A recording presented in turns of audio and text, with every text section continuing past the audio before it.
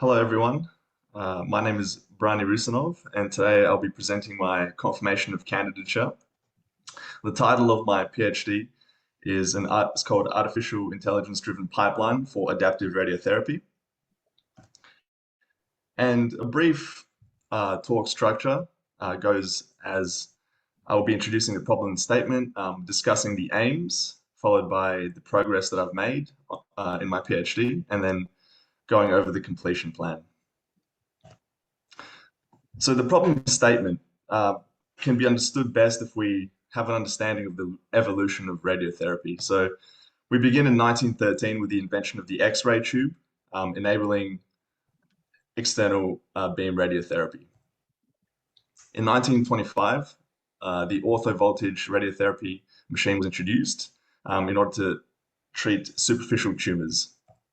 In 1948, the introduction of the cobalt-60 teletherapy machine was introduced, and this allowed for the first MV radiotherapy application for deep-seated tumors. And in 1953, the first experimental LINAC with the same configuration that modern linear accelerators use was introduced, and this could produce photon beams from anywhere from 6 to 20 megavolts, allowing for targeting of very deep tumors. In the 1970s, the introduction of 2D simulators allowed for essentially a cross-section of the patient's anatomy to be viewed in a 2D planar fashion, allowing for 2D planning of where the tumor and organs at risk may be. And in the 1990s, the introduction of 3D conformal radiotherapy began with the introduction of volumetric computed tomography. So now we had a slice-by-slice dissection of the patient's anatomy, allowing us to shape the beam and modulate the intensity to best suit where the target volume may be. And in the 2000s, linear accelerators were integrated with cone beam CTs, allowing for image-guided radiotherapy. And this allowed for even greater knowledge of where the patient anatomy was, better alignment of the patient on the treatment table. And this allows for the introduction of more sophisticated treatment techniques such as intensity modulated radiotherapy and VMAT. And finally, in the 2020s, it seems like we're going for even more personalized radiotherapy where at every treatment fraction, we can understand how the anatomy is changing and modify the beam parameters to best suit that changing anatomy using adaptive radiotherapy. And again, to encapsulate the trend that we noticed, over time, we note a trend towards a more precise radiation beam delivery, for example, beam shaping and intensity modulation, allowing for higher conformal dose distributions and sharper gradients. However, this necessitates a proportional increase in the delivery accuracy in order to reap the full benefits of these techniques, such as VMAT and IMRT. And so by minimizing uncertainty in dose delivery using image-guided radiotherapy, we may reduce the margins and escalate dose to the tumor, and thereby increasing the probability of tumor control while sparing healthy tissues. And this is what we see on the diagram on the right. Our treatments have become more precise, but not necessarily as accurate as they can be. And this is because a treatment can span anywhere up to 8 weeks. And typically, the same plan is used to completion. So the same plan that was developed at the start of the treatment is used till the end. But we know that a significant source of uncertainty pertains to daily anatomical changes. And this is yet to be systematically addressed, primarily because of cost burdens and technological shortcomings. And this is the aim that we are trying to bridge. So the problem statement is that we have uncertainty in the anatomy on the treatment day, primarily because the radiotherapy course lasts 8 weeks, and over that time, especially with adjuvant therapies such as chemo, patients are known to lose up to 12.8 kilograms. Furthermore, the progression of the cancer can lead to an increase or decrease of the tumor size, as well as radiotherapy-related inflammation and swelling, further changing the shape, size, and location of organs at risk and the tumor. these are accompanied by random rotations and translations of the anatomy, which happen on a day-to-day basis.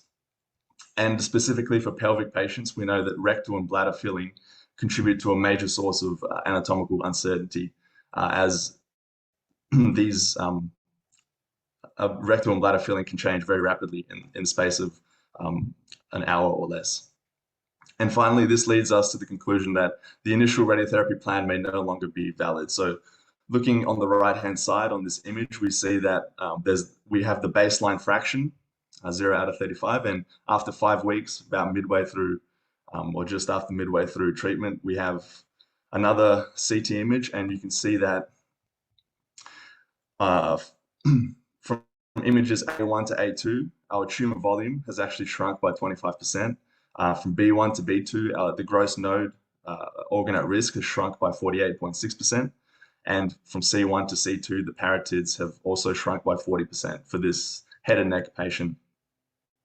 But with the application of adaptive radiotherapy, one study found that the 2-year regional recurrence control improved from 79% to 88%. However, the pelvic region has shown to deviate rectal and bladder volumes by up to 30%, which results in a mean dose deviation of 22% and 18% for the rectum and bladder respectively, and this can potentially violate dose constraints. So as I mentioned before, adaptive radiotherapy has been used in the past with several clinical studies having explored 4 avenues for implementation. So the first is patient-specific margins. So here, the aim is to assign different sized margins at the onset of planning based on population averages, which contain comparable anatomy, sex, or age. A second approach is creating plan libraries. So again, several plans are made during the treatment stage, with the most suitable plan used on the treatment day. A third option is offline replanning. So essentially, the patient is replanned between fractions if drastic anatomical changes are noticed. And finally, fourth, we have online daily plan adjustments. So this aims to adjust the linear accelerator beam parameters in response to pre-treatment imaging to best account for the new anatomy. The thing is, approaches 1 to 3 are all performed offline, and the downside is that we're unable to personalize treatment daily, because that first fraction that shows this change in the patient anatomy can't be immediately responded to. And who knows, by the next fraction, the anatomy may change again. And so you're always kind of one step behind. Furthermore, the plan libraries and patient-specific margins, they're kind of approximations based on statistical or previous information, which again don't perfectly conform to what the patient anatomy may show on the day of treatment. And finally, approach 4 offers a truly adaptive replanning based on the most up-to-date anatomy. However, specialized tools for rapid patient assessment, plan adoption, and QA have hindered clinical implementation. So for example, one study noted a median time of 54 minutes for adaptive radiotherapy replanning on an MR-Linac, and that's an excessive amount of time when you think about how many patients really go through the radiotherapy process every day. So we need to really speed up that time if we want to implement adaptive radiotherapy. And hence this project aims to develop the tools necessary to bring adaptive radiotherapy into the clinical setting, specifically for cone beam equipped linear accelerators.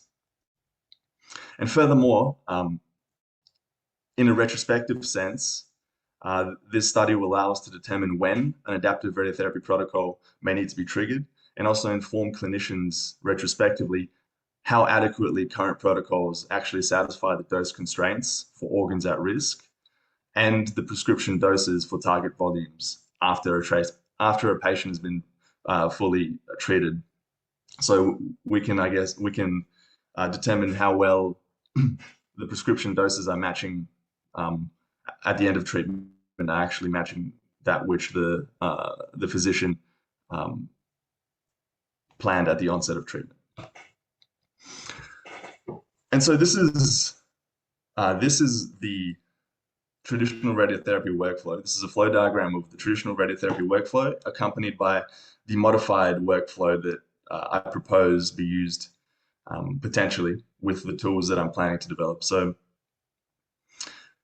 in a traditional workflow, we take a simulation CT, which is then used for treatment planning. So the planners have a potential, there can be potentially many solutions to achieving the dose constraints and target and prescription doses to the target volume that the physician initially prescribes. And among those solutions, we use inverse planning to tell the linear accelerator how to shape the beam in order to match that dose distribution or to match the constraints initially set out by the physician. So once the plan has been developed, a quality assurance protocol is initiated in which that plan is applied to a phantom by either a physicist or a radiotherapist, and the validity of the plan or the ability of the machine to deliver that plan is assessed. And if the plan passes the QA stage, we then move to patient treatment. And patient treatment usually begins with a pre-treatment cone beam CT, and this is used for positioning and verification such that the bony anatomy is used to align the treatment couch in order to ensure that the treatment beam is targeting the area that it's meant to target. And then we move to treatment delivery. However, the adaptive protocol that I'm proposing would again begin at the pre-treatment cone beam CT, but we would then move to what would be aim one. In this case, would be the creation of a synthetic CT image, which would have image quality comparable to that of the planning CT image.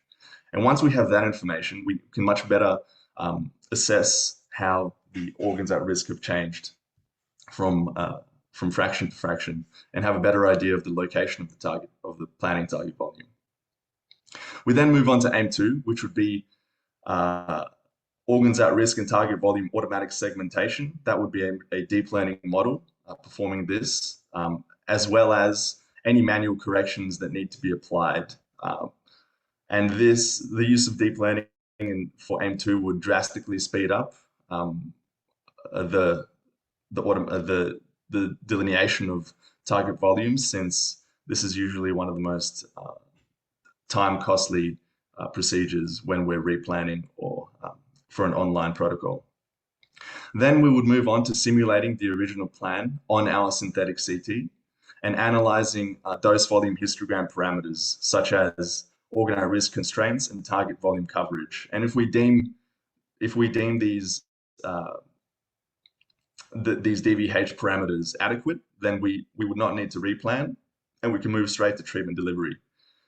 However, if there is a shortcoming, for example, an underdosage of the PTV or an overdosage of certain critical organs at risk, then we may need to replan and we can trigger a replanning protocol.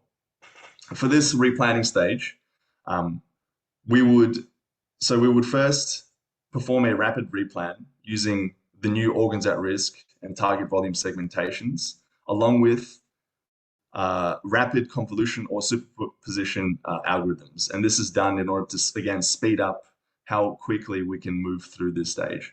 And informing this replan would be aim4. And aim4 aims to produce an optimal dose distribution prediction based on the new anatomy and the new target volume and organ at risk segmentations. So both of those inputs will allow a deep learning model to predict a new optimal dose distribution. Now, but this dose distribution isn't going to be used as our ground truth or as our dose distribution going ahead. It's simply going to be a planner aid.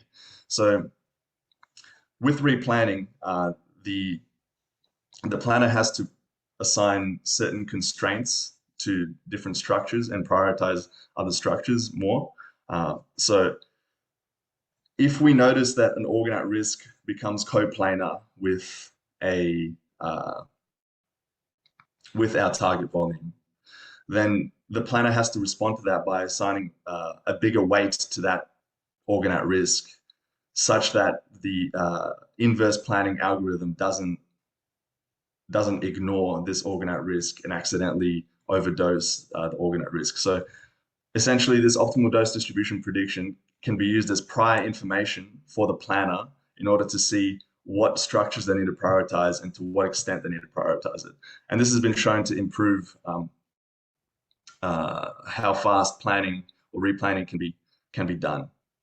So once we have our first iteration of a potential new plan created by our treatment planning system, we would upscale or improve the accuracy of the dose distribution, because remember we used a convolutional or superposition algorithm, which is quick but not the most accurate way to calculate those. We would then input that dose distribution through a dose boosting model, which is simply trained to upscale or to improve the accuracy of superposition algorithms to that of Monte Carlo, or for example, Acuros XB.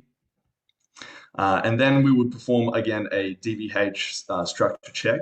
And if everything is fine, we would move to our QA, QAing this plan. So we can perform a fluence map check, or we can perform a more sophisticated Monte Carlo simulation of our LINAC and seeing that the output is similar to the dose distribution is similar to what is actually predicted or what is output by the treatment planning system.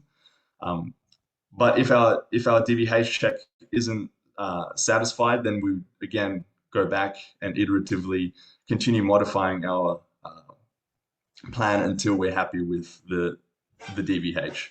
And finally, after the QA, we treat the patient with this new plan, hopefully reducing the dose to organs at risk and increasing the dose, or maintaining the dose to the planning target volume. So with respect to aim 1, we want to improve the cone beam CT image quality. And I guess every other aim hinges quite intimately to aim 1 and how well aim 1 performs, because as we can see on the right-hand side here, a cone beam CT image has vastly inferior image quality to a CT image. And every single pixel in a CT image represents the density of a given anatomy. So we want that density information to be as accurate as possible. And we know that it's not, simply because of the fact that cone beam CT images are polluted by excess scatter, and that's owing to their cone beam geometry. So if we look on the right-hand side, we see that a cone beam scan rotates once around a patient, and the fact that the volumetric shape of the beam captures the entire anatomy is both a blessing and a curse. It's a blessing because you need one rotation, but it's a curse because you have a lot more scatter of that beam compared to a planning CT. So a fan beam CT, we see that the cross-sectional length of the beam is much smaller, so there's much less potential scatter as the source rotates many hundreds or thousands of times around the anatomy in order to produce a much higher quality image. And the result is that with a cone beam CT image, we have erroneous Hounsfield unit reproduction and poor soft tissue contrast. And it's been determined that the scatter to primary ratio for fan beam CTs is around 0.2, but it can be as high as 3 for cone beam CTs. And this leads to the fact that the mean Hounsfield unit absolute error is around 130 for a cone beam CT image. And this results in a dose calculation error of around 6.7% for a single field beam, or 2.5% for an IMRT beam on a pelvic phantom. So that's quite high, and we want to reduce that uncertainty. So again, the goal is to maximize the HU accuracy in order to enable accurate dose calculations for head and neck and pelvis patients. And the approach we're going to take is to retrospectively recruit 50 head and neck and pelvic patients, acquiring their planning CT as well as their per fraction CBCT dataset. So we have every single fraction that the CBCT has been taken, we'll take that image as well as their initial planning CT. And then we'll use state-of-the-art deep learning techniques to improve the CBCT image quality. One such deep learning architecture that can enable us to do this is UNAT. I'm sure by now most people have heard of UNAT. It's by far the most popular medical-based architecture. The upsides of UNAT is that it has a simple implementation and a steady convergence. Convergence-wise, it's steady because your loss function is a basic comparison between your planning CT and the predicted synthetic CT, so it's quite easy to compute that. However, the downsides is that these algorithms are highly affected by even minor misalignments between the CT and the cone beam CT. So even with deformable image registration, and you don't want to use too much deformable image registration because then it morphs or it changes your CBCT or your CT, whichever one you're deforming to the other. It morphs it to an extent that doesn't look realistic or doesn't represent what an unmorphed image would look like, and therefore you're feeding information into the model that isn't actually true or won't actually be used. So you want to avoid that. You want to use minimal amounts of deformable registration. So the fact is that there are high amounts of anatomic misalignments, and when you're having a pixel-wise error, such as mean absolute error, used in UNet, then the model will always be kind of scratching its head, like, well, in this instance, I have a bone corresponding to a bone, but another instance there's a bone corresponding to soft tissue, and it ends up averaging out these misalignments, and you end up getting blurred, kind of a blurry image output where there's meant to be a sharp gradient. And this results in inferior synthetic CT image quality. Moving along, a step up from UNet would be deep convolutional general adversarial networks, or DCGANs. So the upsides of a DCGAN is that your output is highly realistic compared to a UNet output. And also, you don't need to have paired CT and CBCT data for training, but it's highly recommended you do have paired data in order to stabilize the model and converge faster, as well as preserve anatomy to a greater extent, but I will touch on that a bit later. The downsides is that implementation is a bit more difficult, since now you have two sub-networks in your overarching network that you have to train, and the training process is unstable. So convergence is unstable. And the reason for this is because the way a GAN works is you have your generator, which in this case would basically be UNet from the previous slide, and it would have a go at creating a synthetic CT. And this synthetic CT is then fed into a discriminator along with a CT. And the discriminator is independently trained first to be able to tell what a synthetic CT looks like and what a CT looks like. So it's very good at saying, at outputting, what is a CT and what is not a CT. The aim of this network is to train the generator, or to improve the generator such that its outputs can fool the discriminator. But while the generator is being trained, the discriminator is also being trained on the new outputs of the generator. And so the aim is to have a balanced generator and discriminator network such that one doesn't overpower the other, because when one overpowers the other, the network essentially ceases to train or ceases to improve the image quality of the synthetic CTs. And that's what we mean by saying the convergence is unstable. In practice, there are many things you can do to improve the convergence, but it's generally known that it's not easy to train these networks. And finally, we move to the fact that GANs produce do not retain the anatomy of the cone beam CT in their synthetic CT as well as the network I'll be discussing next, Cycle-GAN. So with a normal GAN, there is potentially an infinite number of solutions in order to fool the discriminator. And there's no reason why the generator can't morph the anatomy of the CBCT in some way such that, yes, it will fool the discriminator, but the anatomy won't be preserved of the original cone beam CT. And that defeats the purpose of us, I guess, even having a cone beam CT, because we're interested in preserving that anatomy based on how the patient anatomy is on the day of treatment.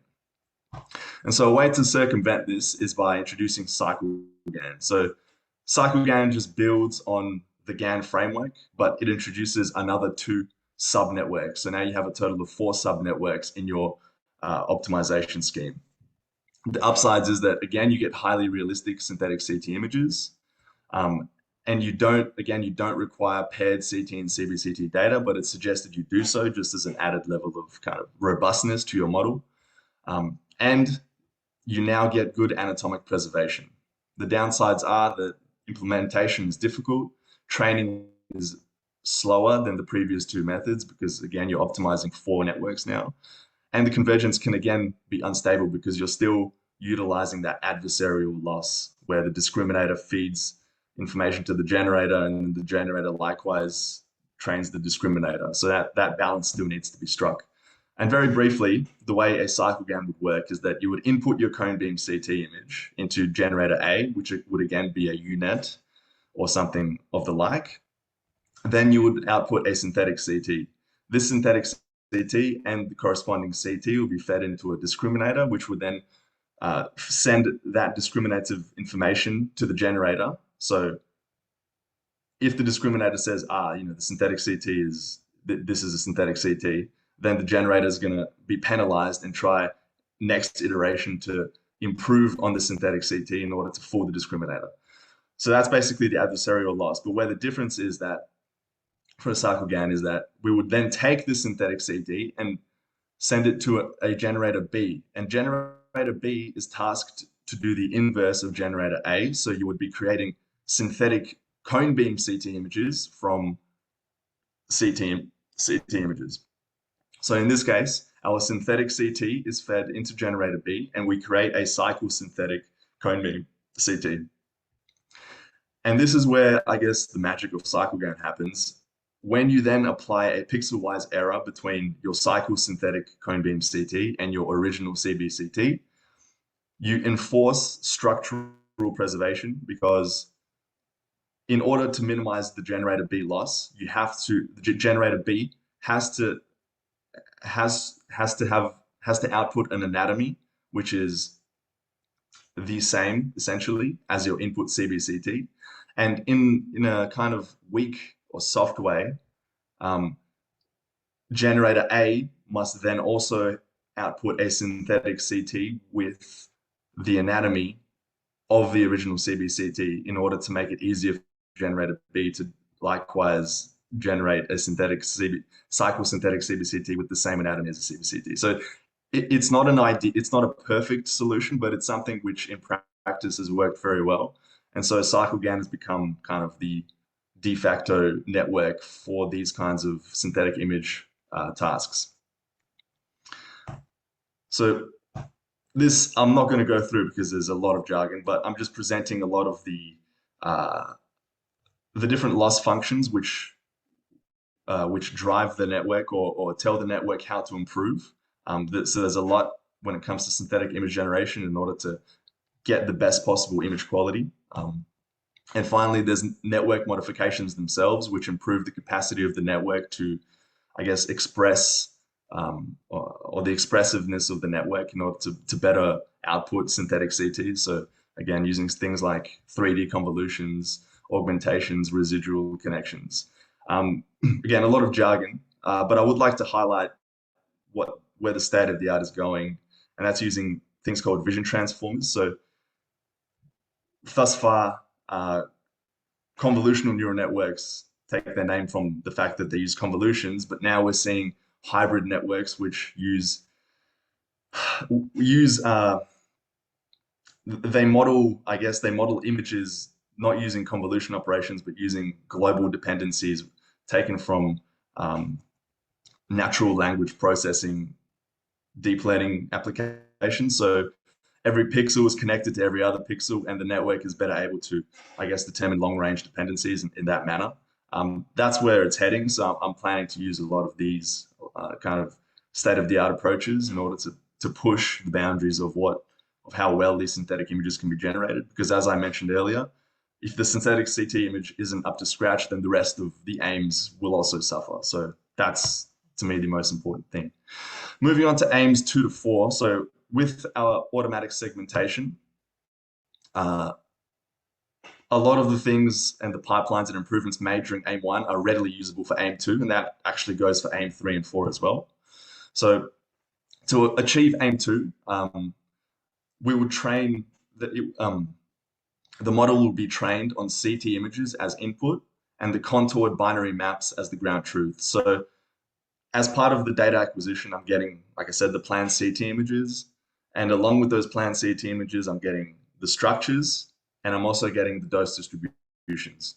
So by using the CT image as the input and the structure as the output, I can then train a model to segment the organs at risk and the planning target volumes for a given anatomy. And then it's a matter of basically transfer learning to fine-tune the model for synthetic CT segmentation. So since the goal of AIM-1 is to create synthetic CT images that are indistinguishable from CT images, then the features contained in synthetic CT images should be very similar to CT images. So the model trained in AIM-2 should not have a problem being used on synthetic CT images, since the images are very similar to begin with. And I would require a small subset of manually delineated organs at risk in PTVs on the synthetic CT data in order to apply this transfer learning and then also analyze the results. And for those that don't know, transfer learning is basically a model.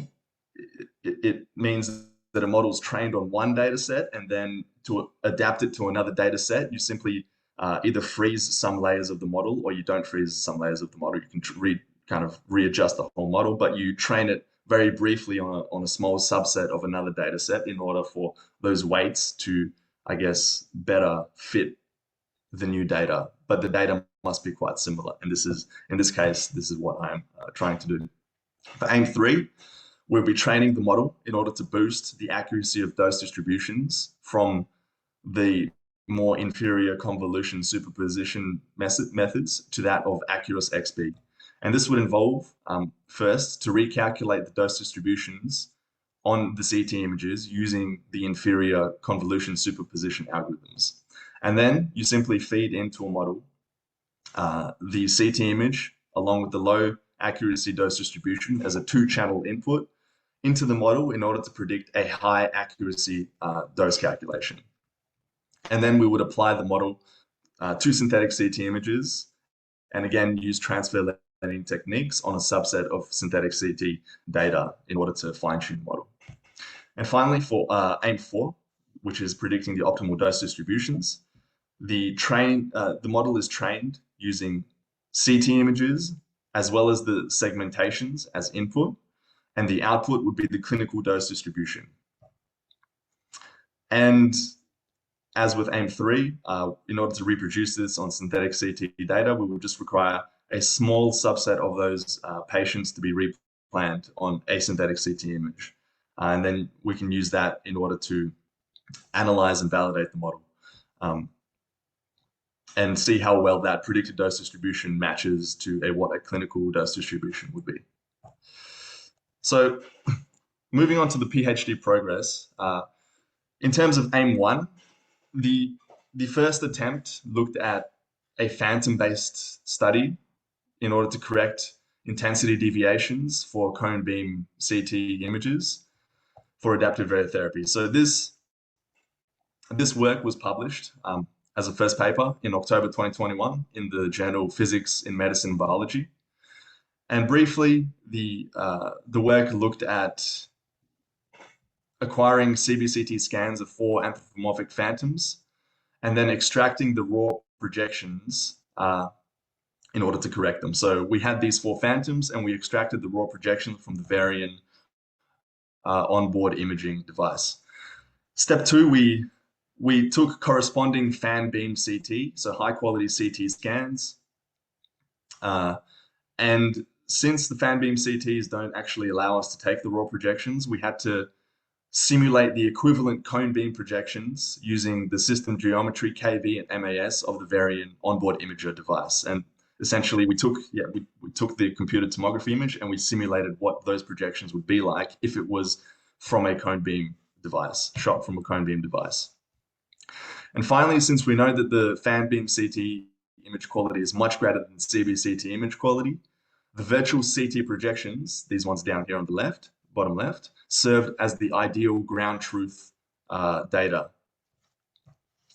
And our raw cone beam projections were our input, and they were polluted, or they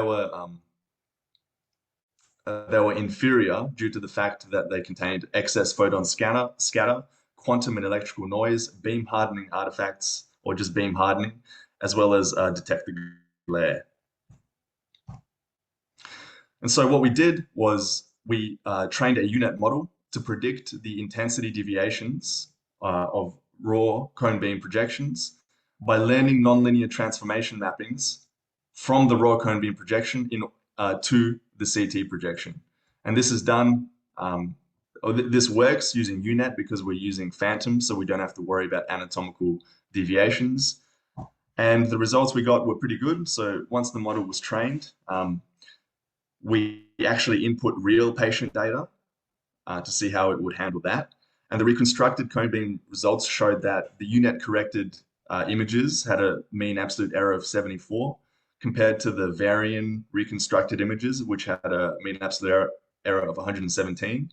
And the uncorrected, so just using the raw cone beam projections, not addressing any intensity deviations, the output mean absolute error was 318. So we see a dramatic improvement in image quality compared to uncorrected reconstructions, and a pretty good improvement over what's clinically used in the Varian onboard imaging OBI CBCT reconstructor, which uses their own proprietary methods of estimating scatter and correcting for that scatter and other deviations.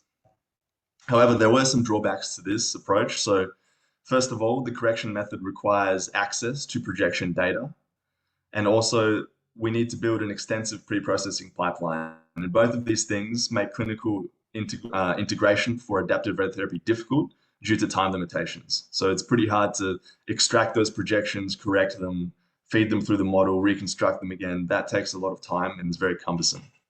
And finally, the study was limited by the use of phantom data only and our data set size. So again, we had 4 phantoms and a total of 1,000 projections.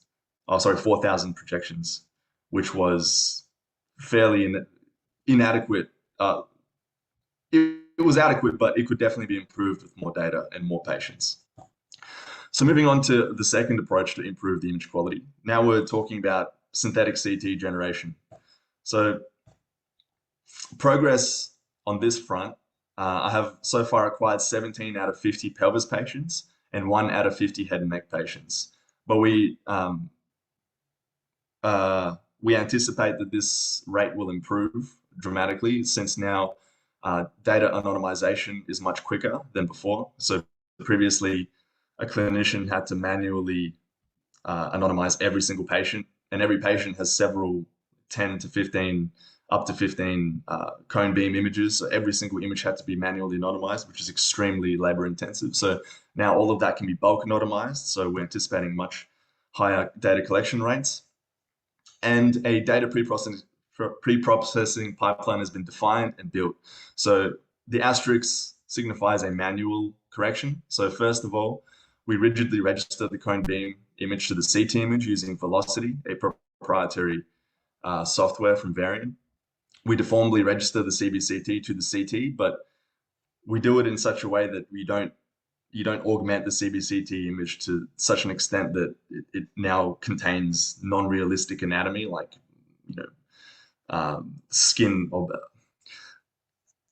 Essentially, what happens when you apply too much deformable registration is that the skin ends up looking like it's stretched and it just doesn't look realistic. So we're not going to be feeding in those kinds of images when we're using this clinically. So we don't want to use those kinds of images to train the model, essentially.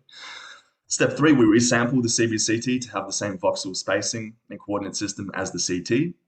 And then we export those images and we create a binary body contour mask using the Otsu thresholding method. So we have zeros everywhere around the body contour and 1 everywhere within the body contour, but not within the couch. That's an important point.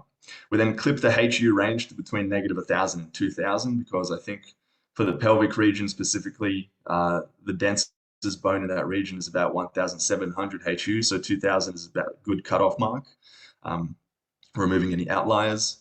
We rescale the HU range to -1 and 1, which makes training the models it improves model convergence, or it enables models to train faster or converge faster when the values are bound within either 0, 1 or -1 to 1. We remove air-only slices in the CBCT and corresponding CT images because the field of view of cone beam CTs is much smaller. When you register them together, there's a lot of air regions or air-only slices, so we want to remove those slices from both data sets. We then remove the couch in cone beam CT and CT images using our binary mask. So we simply replace every voxel outside of the body contour with -1000, or in this case, -1, since it's been rescaled to -1 and 1. And then we remove the conical ends of the cone beam CT and the corresponding CT slices. So one thing with cone beam CT volumetric data is that maybe the top 4 or 5 and the bottom 4 or 5 slices exhibit a cone-like shape, and it truncates the axial anatomy of the patient. So you don't want those slices in your image. So we remove those slices.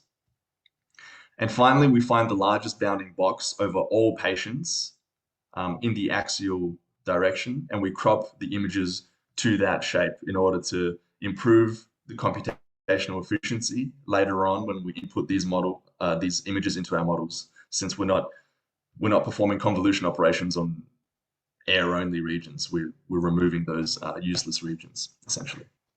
And on deep learning front, I have built a deep learning pipeline in PyTorch. So this includes the data pipeline, meaning that data is accessed, so batch accessed, meaning not the entire data set isn't loaded at once. We load however many images we need at once, and this is good because we can very quickly overload our RAM. So we want only to take a few images at once. Transformations, so vertical and horizontal flips, 90-degree rotations to improve model generalizability. Several networks have been constructed, so a baseline UNet, a baseline Cycle-GAN, and a baseline trans UNet. So that was what I was mentioning before, using vision transformers in hybrid models. So incorporating those vision modules in a UNet. That's been successfully built. And using also, I've built several different discriminator variants. So these GAN variants called WGANs or Wasserstein GANs. I'm not sure how to pronounce it, but they essentially act as a critic instead of outputting what is the probability of this being a real or fake image, they output a critic-like score. So they're saying this is 30% real, which in terms of the training, in terms of actually training these models, these WGANs have shown to be more stable. They don't suffer from exploding gradient issues. So that's been implemented. PatchGAN as well has been implemented. So instead of condensing the entire image into one result, so either yes or no, patches of the image are given a result. So this patch looks realistic, this patch doesn't, which kind of gives it a more granular approach to discriminating the image, as well as baseline discriminators, which simply use binary cross entropy between the predicted, the real and the fake images, essentially measuring the binary cross entropy between those two images. And then finally, I've built a train function. So this is where you essentially define, so for a Cycle-GAN, this is where you define all your generators, what data is input to those generators, what they'll be outputting, what are the generators trained first, before or after the discriminator.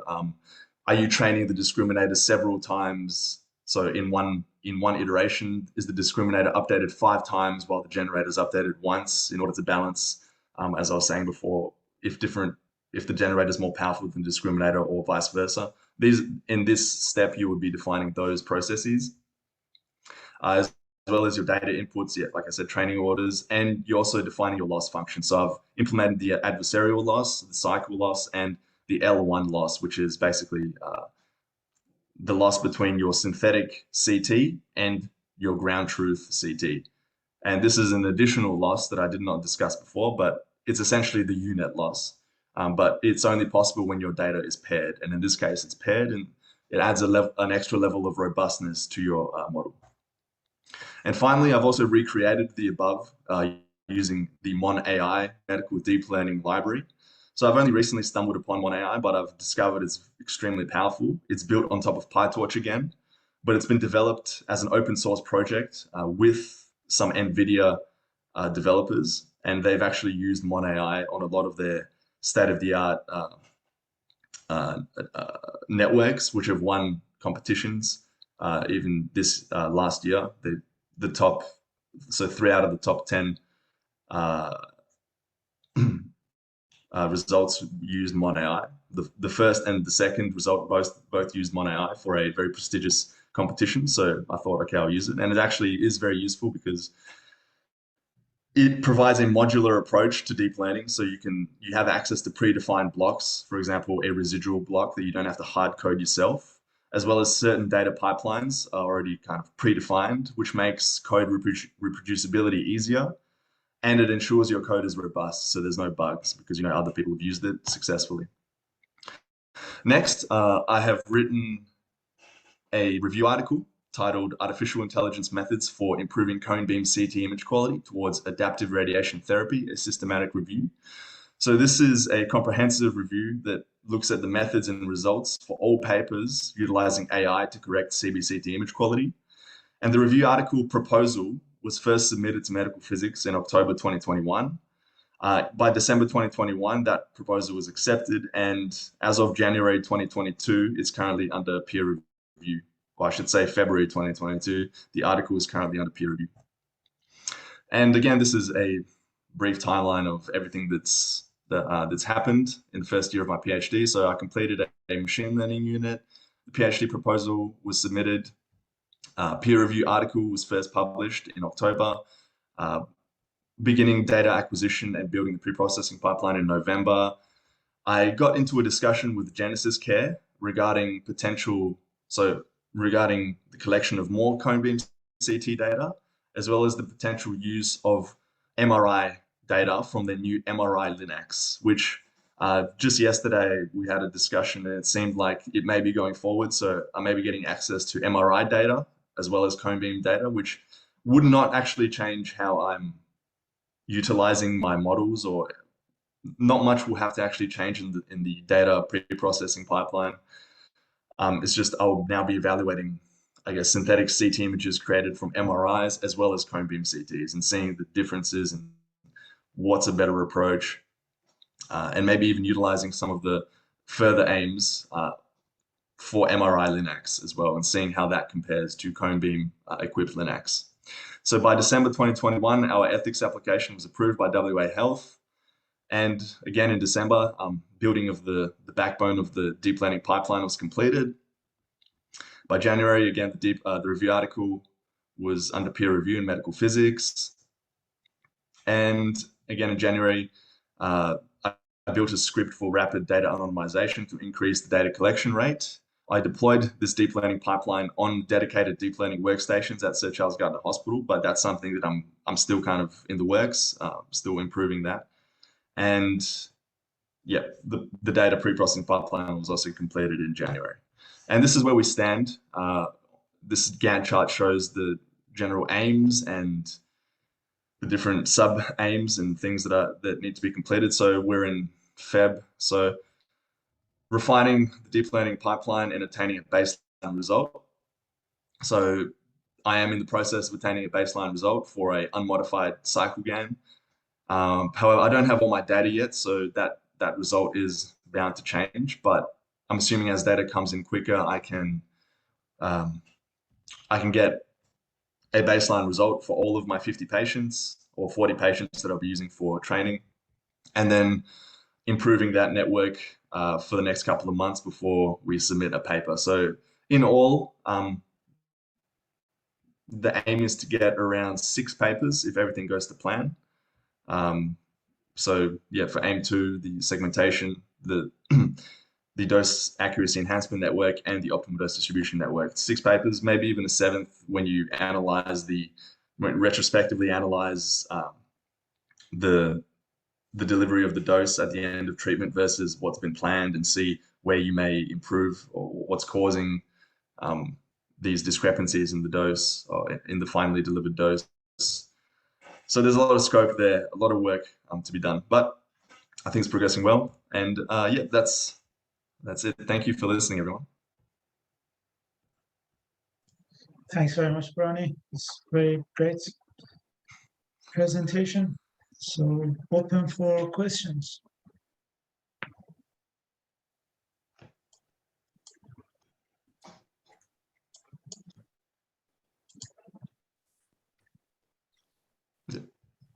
No questions. I've got questions. I answered everything. Can I ask a question, Pejman? Yes, absolutely. I said open for. I should know what's going on as a supervisor, but anyway, you mentioned your prediction of the dose distribution, so that a planner might be able to make some call on whether a replan is required, for example. Yeah. Do you need to actually predict the distribution, or can you just predict a classifier like a yes or a no? This will need replanning.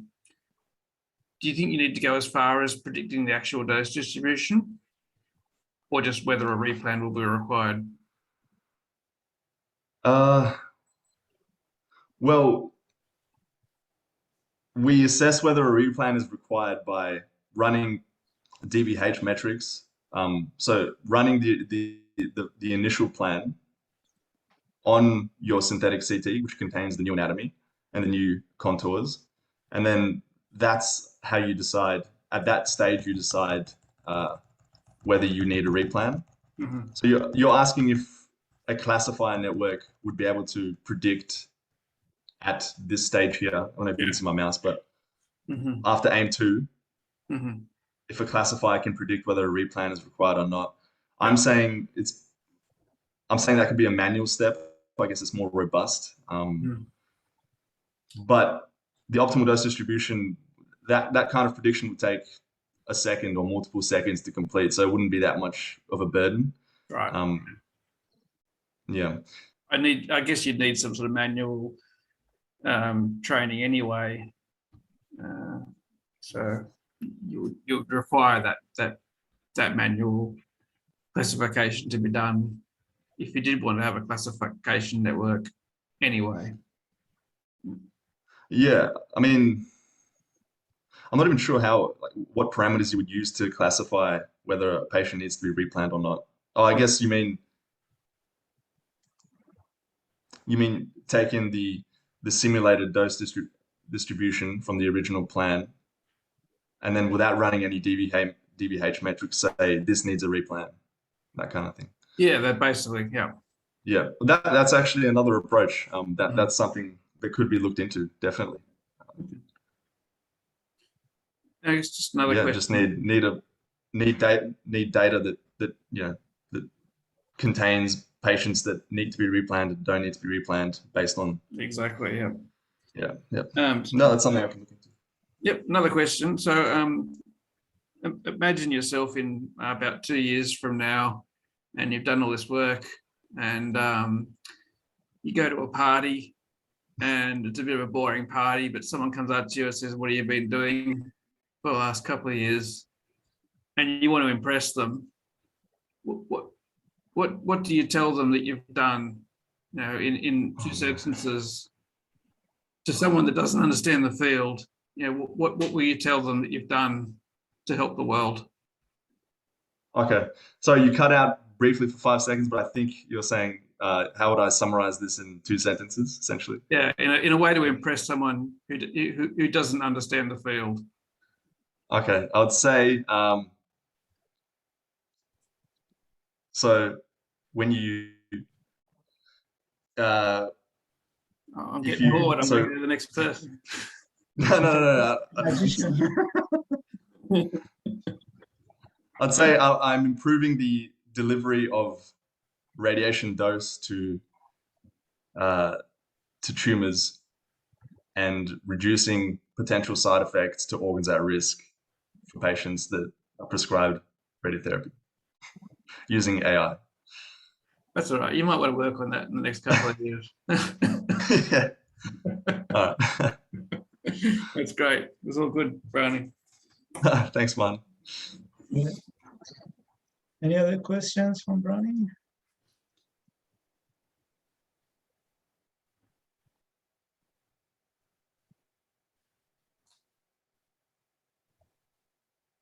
No Do question. you hear me? Yes. Okay, Yes. good.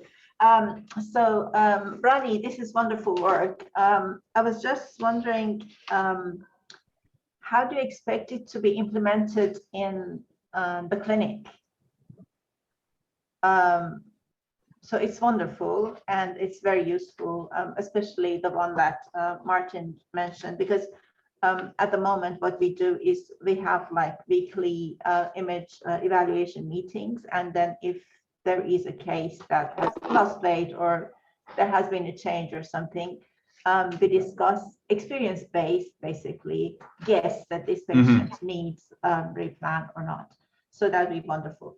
But in general, Yep. it is AI, it's technological. How do you think, how long does it take to get into the clinic, get implemented? With everything, with anything that has to, that will become clinically implemented at one stage, it requires a lot of validation. I guess, what I'm trying to achieve with 50 patients is a bit of a proof of concept. If the amount of patients can be expanded, you will definitely get more robust models and better outcomes.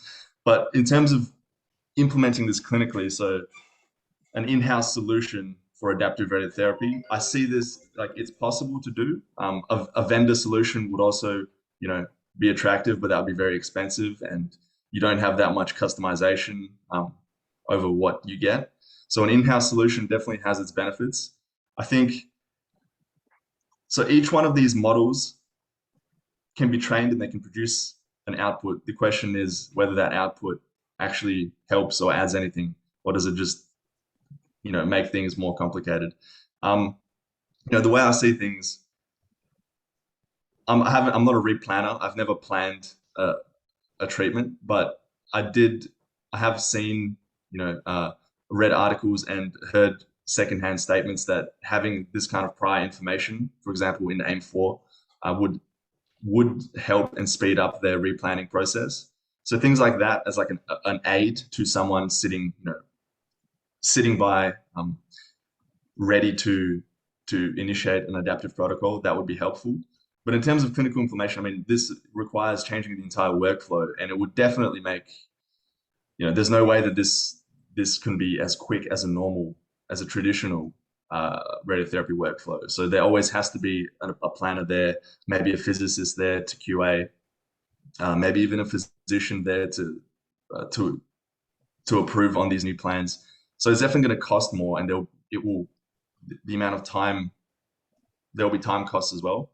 The question is, is the benefit there? And I think the benefit is there. If we look at that, for example, head and neck 2-year recurrence rates, it's there. But I know you did mention, Rashid, that every week you have meetings and whether you would require a replan or not. So maybe that's a more cost-effective approach, but it's definitely not the best approach if we're talking about the best of patient care. But I know there needs to be a balance between the two, so it's difficult to really say.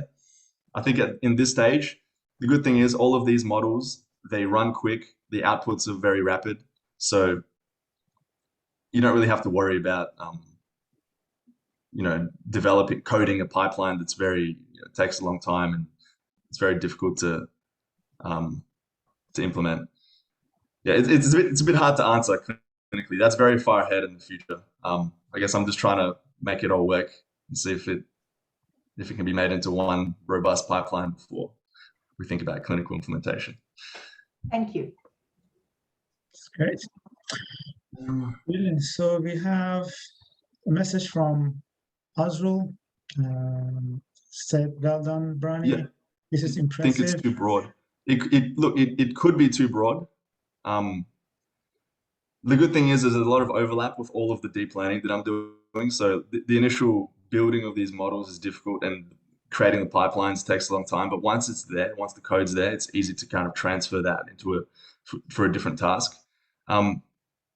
It may be the case that actually applying the adaptive side of things, so adapting the plan and boosting the dose would be too much. Like this maybe is too much, more than I can chew. So even if we stop at automatic segmentation and then we stop at simulating the plan CT and analyzing DBH, that in itself tells us a lot about the state of the patient's anatomy before treatment. We don't have to replan. We can just, based on how bad or how badly we miss the DBH criteria, we can just say, okay, you're not going to get treated today. Now is a time for offline replanning, or we simply treat knowing that the dose will be a little bit off, and then we can retrospectively at the end of the treatment see if there needs to be any booster doses, or if we can analyze where the treatment may be improved for future patients. And that in itself could be a paper, so that, in terms of a PhD, I think that's 1.4. I'm talking about 7. So there's a lot of leeway here. It doesn't all have to be completed. My aim is to try and complete it all. But you may be right that I'm biting off, or that it's too broad. We'll just have to see, I guess. I think Simon has a question too. Oh, no. Yes.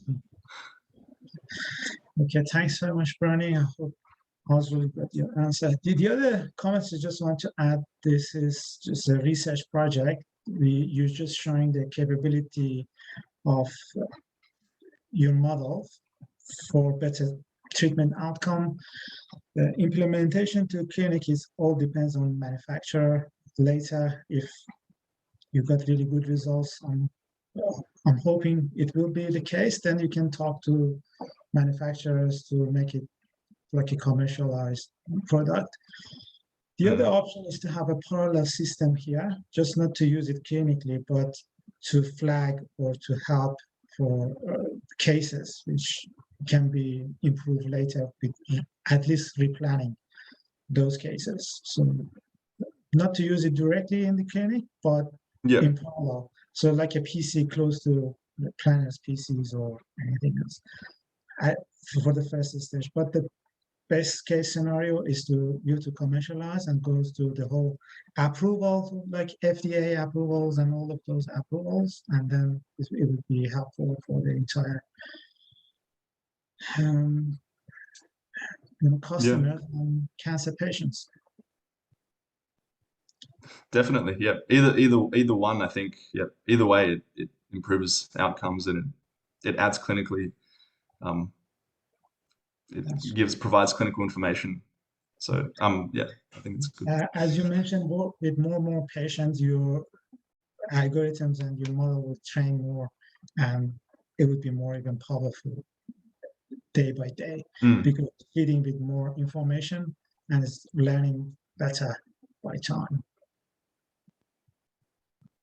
Yeah, that's right. Yeah. So in the case that it is implemented, you could definitely every week or every time a new patient is scanned, that could be part of the training data for the next iteration. So it would improve over time. That's good. Any other questions from Brani? All good? Happy, everyone? No question? Sorry, I went for so long. I did not realize. That's why I need to stop recording. Yeah.